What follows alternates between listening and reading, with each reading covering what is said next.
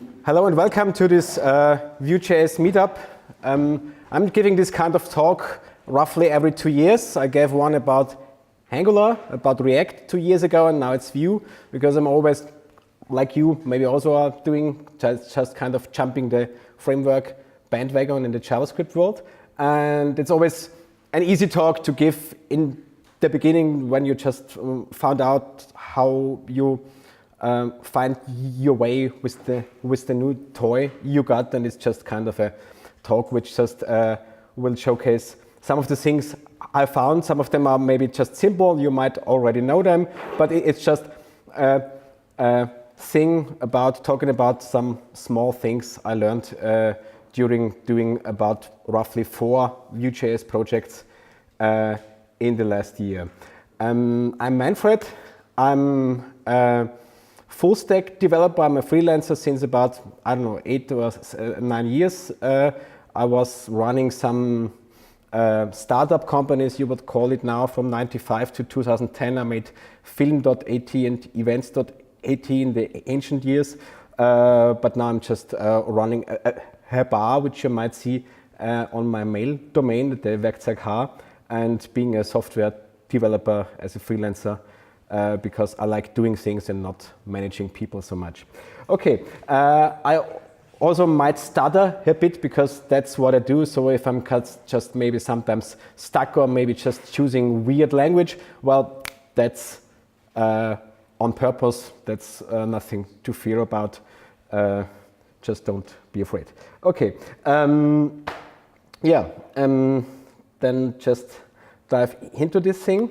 It's just a lot of many small little things. Maybe just start with something which is just a kind of more boring or straightforward thing, which you also might know and sometimes do in your business corporate world. You have forms stuff. You have things like this where you just fill out forms, and what you always have to do is things like form validation, which is just a kind of a boring standard thing to do, but well, someone has to do it, so it's kind of the thing what you always encounter in your projects. And what I had in here is when you Googled maybe 1 year ago, you found quite easily one package. It was vee-validate. It was similar to other kind of packages I've always also seen in other frameworks and stuff. It's always like you have to mark up your HTML code, and you just define the kind of validations you need, and the rules, you just mix them in the HTML, which is nice for simple validations. But when things get more complex and you just need to do conditional validations or just have things which are a bit more complex, then it just ends up being a bit messy. So I tried that in 1 or 2 of my projects last year, but I wasn't just really satisfied. And with the later ones, I encountered a thing which you also might know. Maybe has someone worked with it yet? Vuelidate? Okay, one guy at least. It's really nice because the concept here is you just set up the whole validation setup and the rules in your model space. So you can just have in your model, you have simple built-in validations, and you can quite easily, by making and using your own functions, make a bit more complex validations, and you then can then wire them up with your markup. That's a bit more complicated than like it would be with the other setup, but the thing here is you have total control here about what you're doing and when validation is jumping in and when not. So you on each input element you can call the touch function, the touch method, which means you just tell the validation system when you want it to revalidate the content. So this is just a simple input field up here. Down there you would have something which is some component which just makes an Ajax call to load data, and here you would just have the touch method called on the onChange event. And what you get then, what we just scrolled over is, you get in your component state, you get a tree which just mirrors your model, the thing which you wanted to validate, and you get kind of live values which tell you is the field valid, is it not valid, which kind of tests and rules have been met, which ones have been broken, and you can tailor it to your own needs. What's also fine is that you can then also maybe if we go up back here, what we would see here is sometimes you have rules like if we have a form where you cannot change the some parts of the form because it's filled in already by someone else, well then you just don't send out these validation rules, you just remove them from the list of validations, and well then they are just not used, and this is just total in your own control, and you can always see which rules are active and which are not when you look into your state tree. So it's kind of a thing which is just really easy to reason about and to see when validation kicks in and when you use it. So if you have the chance to just use it in some project, that's the thing I was just really happy with, because that's just I find a quite good approach of solving the thing. Then what I also found is a kind of add-on package that's just a helper which helps you that you don't have to build all this HTML code which displays the messages for your validations.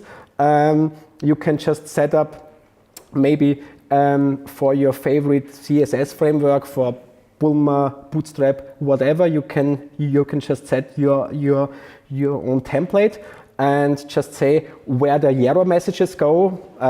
Just everyone has its own style of how to display error messages, and also this is a way here how to easily override the built-in error messages, because this is also something which you quite often need quite fast, that you just need your own messages, even if it's in the same language, but sometimes you just want to change only some of them but not override the whole part.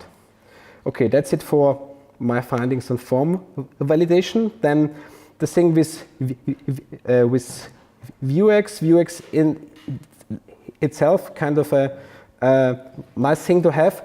One thing was just, that's also maybe just a kind of a straightforward thing to do, but I think this is what helped me a lot with using all these validation things for single form components. It's like don't bind the forms directly to the vuex state. Just always check out when you load the component. First, check out the local copy of the vuex state you are working on, and be sure to make this as a cloned version. So that means if you just make a reference to it, you might still change and still have references to the vuex store values, which might lead to strange things. What helps here also is to always run the vuex store in your dev mode. Just run it in the strict mode, because you will get warnings then if you have kind of unwanted mutations in your state. So what I'm doing here, maybe I'm going back, is when I'm loading my form component, I'm fetching the part of the state tree which I'm working on, and then I'm just making a cloned copy of that, and this is what I'm then working with in my form. Also maybe something which is just straightforward, but yeah, it helped me a lot. And also, which I was really happy with, was I found my way that, well, you fill out something and, well, you have stuff, but you don't, in the old days, you would just use plain session values, where you would just store stuff on the server. Here it's kind of A very straightforward way, you can just use this plugin here, and then it is a really easy thing to do, that you can just choose parts of your state tree which should be stored in local storage. It just takes care of it. You don't have to do any of that. It just leads to the thing that not the whole state, but the parts of the state which you wanted to be persistent, they are just staying in local storage, and that was just something I just dropped into my states and store setup within a few minutes with a few lines of code, and it just worked. Well, no config needed. Only thing I changed later was that sometimes it's nice that you set your own cache key, your own local storage key, because sometimes you're messing things up when you're just maybe trying to have several versions of your state on the same site. That sometimes can be a bit messed up. But that was just really a thing where I found, well, Vuex just makes this possible, that things like this get kind of just plugged in, because in the past days it was just a bit more work. Yeah, this is where we just have been. That was the strict mode thing. Just don't keep it enabled in production, because that's a bit resource intense and it can lead to performance issues on your site. One more thing I came along was embedding SVG icons in the project itself. I also tried and managed to handle several versions of doing it. The thing I ended up with was something called vue-svg icons. It's a bit tedious, because you have to always you have to give it a folder with your SVG files, and you always have to, when you add new files to it, you have to pre-compile JavaScript versions of these SVG icons, but it just passes them and brings them into kind of a standard format, and it also tries to guess if you have several layers or several shapes in your icon, then that you just can access them then easily with your CSS. So when you have a mouse over or hover effect, you can then just target only the inner or the outer part of the SVG. And when you use it, you just import only the icons which you need in your component, and then in the markup itself you just use the SVG icon component to just render them in kind of inline, which is just something, because I sometimes need a bit more control about the icons, a bit more than you would normally have when you just do it as SVG image inclusion. And in the latest thing, I just also found out that the new version of Font, no, that's a thing I'm stuttering really with, Font Awesome, the 5 version, the new one, it has really a ton of icons.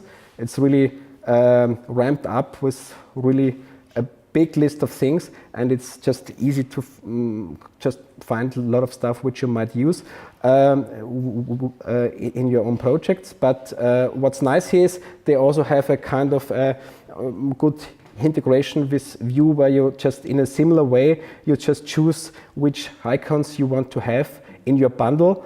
You add it to a kind of library, and then you can use it in any component in your project, then just with the Font Awesome icon component. That's a kind of a similar setup, but that's just when you don't want to, when you just want to utilize the big amount of icons which just come ready-made with Font Awesome. So that's this. Then just only a small thing. I also, what you always just do is you shop for component libraries and things which just make things easier for you when you are just dealing with forms or date pickers or whatever.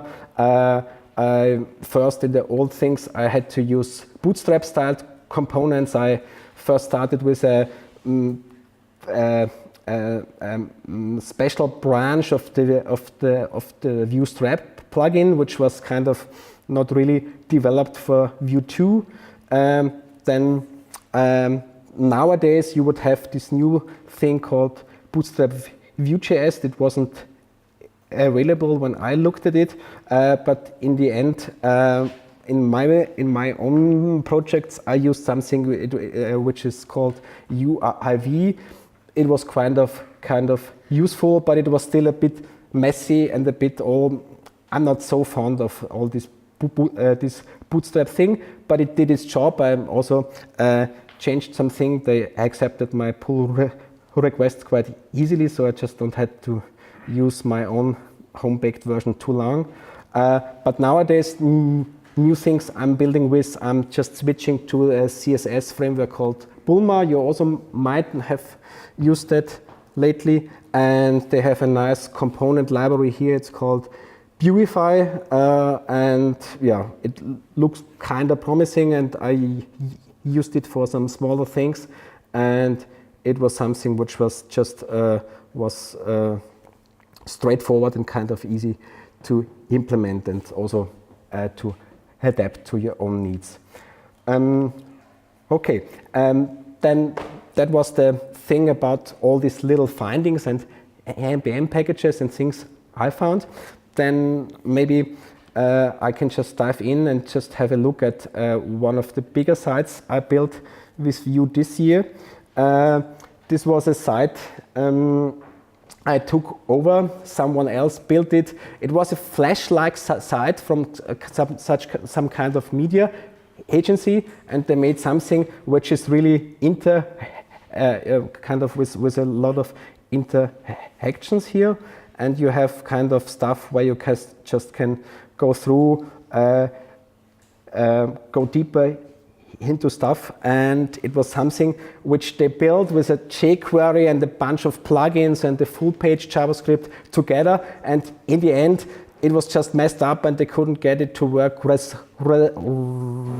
responsively on all devices, and so they gave it to me then, and I said, well, I could do it, but I would just start over and just not do with all this mess what you're having here, because it was really quite heavy loaded and it just was really not easy to build. And I said, well, that could be something which we could quite easily build with Vue.js.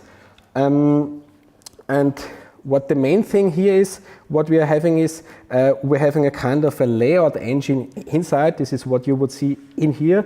So it's always kind of finding out how much space all these contents here are using. First, I was thinking about maybe taking a physics engine which just computes about how many space is left and so, but that would also be a bit too slow and a bit too much overhead.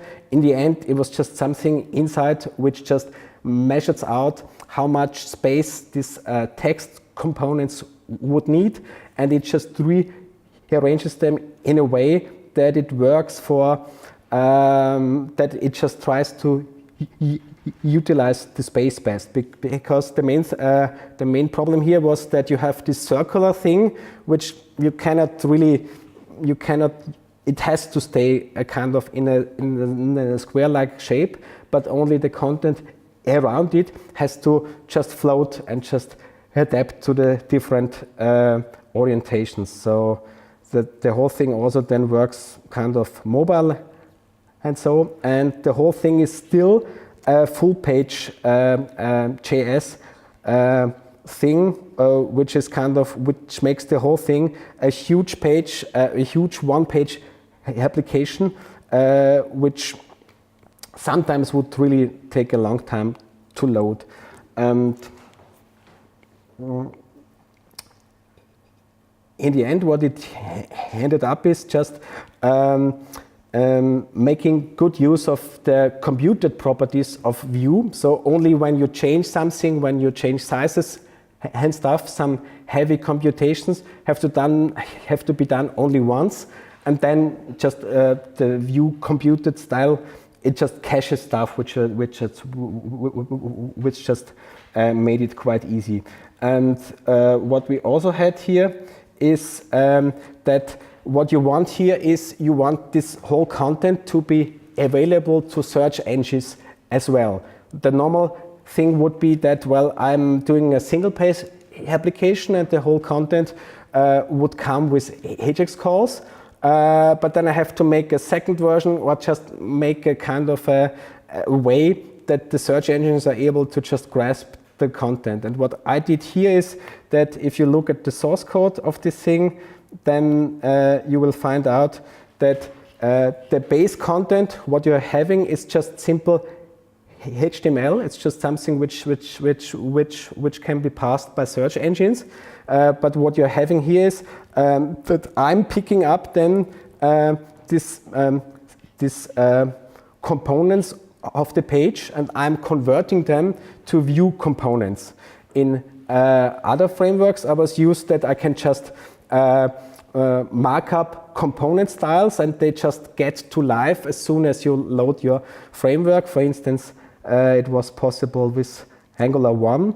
But here I found out that if you have nested components, then the whole thing would be running in the context of the topmost component, which just made it not really feasible. But I found a way to work around this whole thing by just going in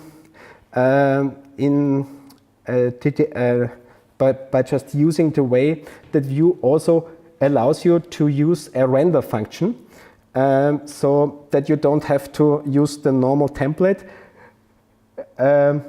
approach in Vue. So for instance here, I would have a render function which just checks which class you are having in your HTML markup, and it then is loading the specific nested component, and it's just passing in the HTML DOM elements of the child component then, and the whole thing then worked. So it just made a quite easy way how to just make a basic version which has all the contents, and the content is just passed in to the components, not via JSON, it's just passed in just via normal HTML elements, which just makes it available for search engines and also available for the components then.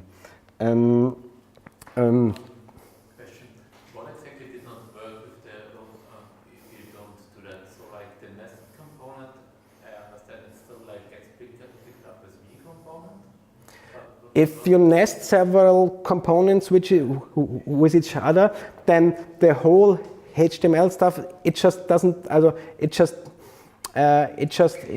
just didn't work this way. It just didn't resolve component by component. It just passed the whole thing in the topmost component, and then it said, well, I don't know about this nested stuff. That's so not. Stuff was not really evaluated as passed as Vue. Yeah. And this is what I'm doing now when I'm doing it manually, now with this render function. Then I'm just really making a new component and just passing that in. Maybe a later version of Vue will have that somehow built in, but I found it good that I had at least the chance to take over this process and just tweak it. This is a bit messy, but it's only for the topmost container components, which don't do that much, and the lower ones, they are then just normal components like you would be used to. This is just normal stuff which you would have with templates and stuff which you know. But the upper ones, they had to be done with these render functions. Also, there was something. Normally, you would just use a router here, because what I'm doing here is you can just still change stuff in the URL, or you can reload the page and you're still staying at the same space, and the whole application is then going to this just to the state where you have left, or where you want to go when you open this link. But in this case, I just couldn't do it with a normal router approach because it just is not distinct content. It's kind of a more complex application. What I was doing here is that I was just still using the Vue router and setting up all these standard routes. But then there's the thing where with Vuex router sync, you can sync the router just also to the vuex state. And then I had everything in the state, and I can then just watch the state, and depending on the state, I can just open the view in the way like you want it to have. So the thing is that oh,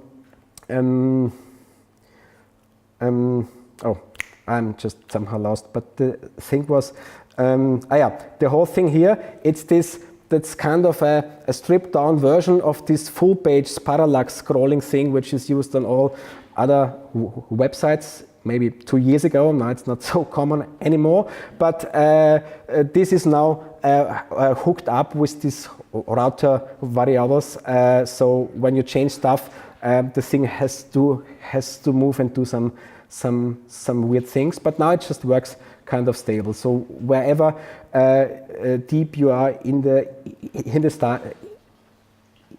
site, the whole thing is just loading and just going to the space where it's going to. But what we're seeing here is you really have a lot of content, and also all this content here, you can just also go deeper. You have a blog-like feature, and you have just a lot of stuff and a lot of components which normally you would have to load in the beginning because it's a single page application.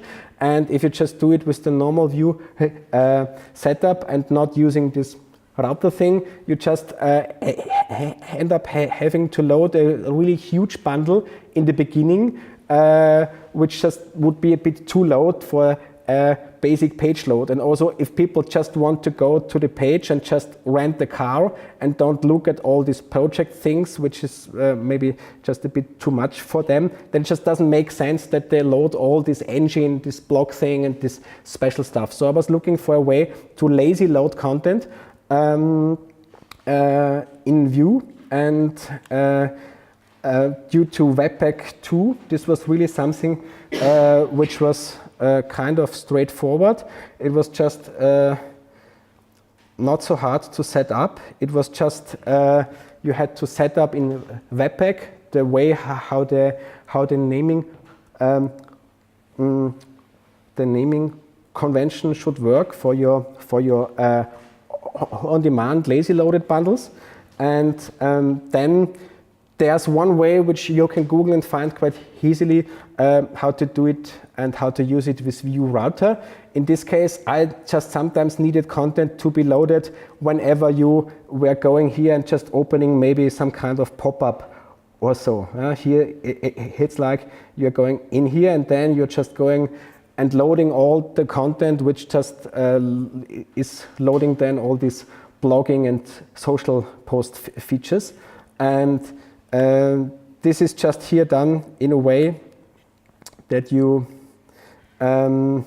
just use this syntax. When you just write not require, when you just use the import statement, then Webpack will just take everything what's underneath this component and also all components which are required by this component and just put it in a separate bundle, a separate file.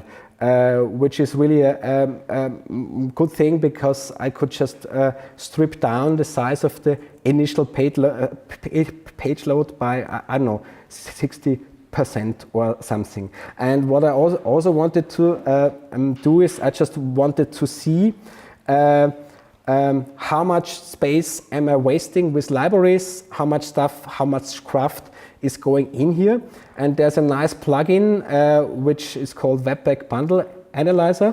I don't know, maybe some of you know just software like this for your own hard disk, which shows you which amounts of disk space are wasted in which parts of your hard disk. This thing works quite similar. So when you would run it, it would work like this. Maybe we can just run it here, but we have to go to the other page. That's the Share Me engine. Yeah, run it here, and when you have it in your Webpack config, then what it does, it just builds like it would normally do.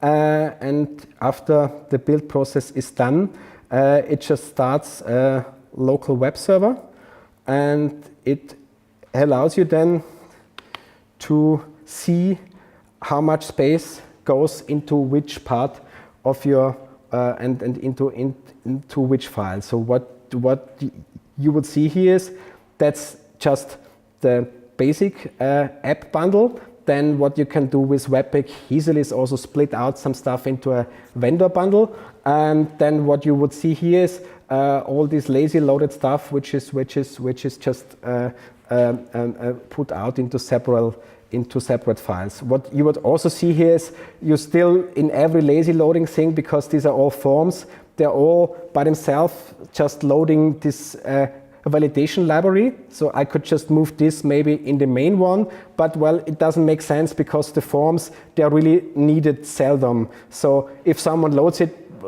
one, then yeah, well, they will just load one form, and if they load more, well, they can just keep this code in separate bundle files as a duplication, which is no problem. But it was really nice because when you put Lodash in or just some other versions, or just if you ever just dump just any npm plugin, sometimes you end up here wasting really huge amounts of space for stuff where you just need only one or two functions. So it just makes sense to find out where you're losing all your memory. So this was also something which I found kind of really really helpful in my case. So then let's go back to our thing here. Yeah, this is how it would look like. Yeah, so that was just what I built in this year. I built a second thing which I'm just working on right now, which was also kind of nice to have a kind of an undo feature, which is just something which was also really easy to do with the vuex-state thing, that you can just, yeah, just like you would have also have seen it in Redux or other applications in the last years. It was also just something which was easily done with Vuex, that you can just dump in your undo and redo functions, and you get that kind of straight away for free. Okay, so that was the kind of the second part, the bit more messy part of this just small overview. And I think when I'm going here to the next slide, then I'm on the thanks slide. So maybe if you want, not too tired, we can maybe step into smaller things which are just maybe touched only, but anything else, yeah, I'll just conclude this talk with a thanks.